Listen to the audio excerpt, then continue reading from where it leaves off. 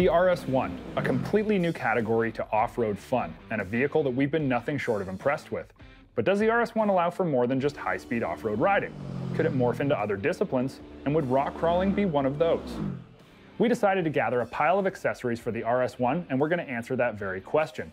Due to the incredible sightlines and ability to spot wheel placement, we think that the RS1 is going to be exceptionally capable out on the rocks. And when we're done, we're going to put it to the ultimate test. And utilizing easy-to-find accessories, yeah, that's key. Sure, there's lots of custom-built stuff or products from halfway across the continent, but many times those parts and pieces are severely costly, or shipping escalates the out-of-pocket expense.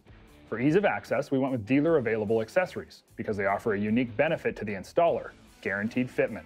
While this seems basic, it's not a guarantee you're going to find with many other accessory brands, and we want to know just how quick and easy we can transform our RS1, and this is one of the ways that we can accomplish it.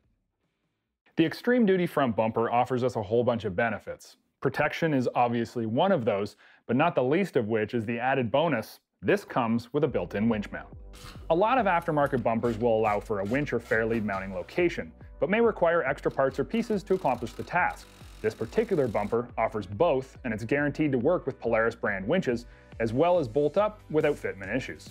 If we find ourselves winching in a lot of rocky conditions, the wide space bumper arms are designed to allow us to S-wrap the winch rope and are going to save us a lot of time not needing to return the rope to the winch each time.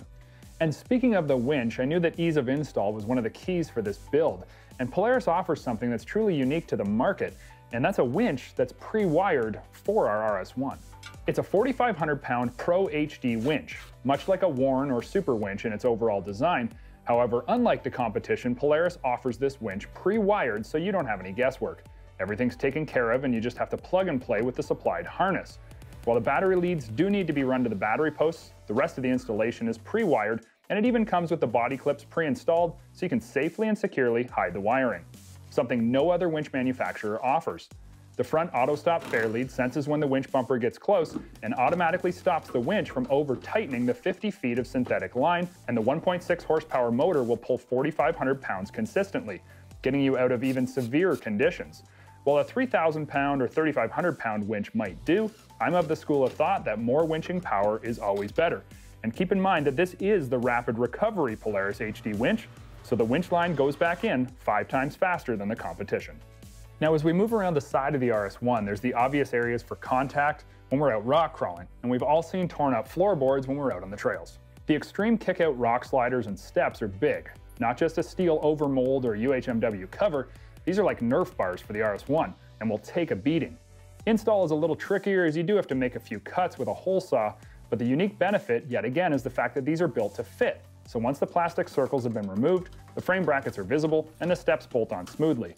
At this point, I don't know of any Pro Armor or similar versions for the RS1, as it's such a new vehicle, which makes the Polaris brand parts unique in many ways.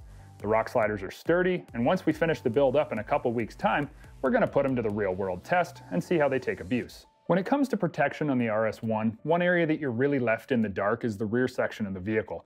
I mean, there's just no way to see behind you. While we do plan on forward motion at all times, rock crawling can be a dance of back and forth to get proper tire placement and the right line in tough conditions. So having the assurance that a wrong reverse move won't cave in our rear plastics or damage the exhaust is what the Extreme Duty rear bumper will do. It's added insurance that we don't tear stuff up, and should we contact rocks or trees, it's a strong and beefy steel design with a durable black powder coat finish. And if you do cause some damage, you can always repaint it quickly and easily at the end of the season and be back in business.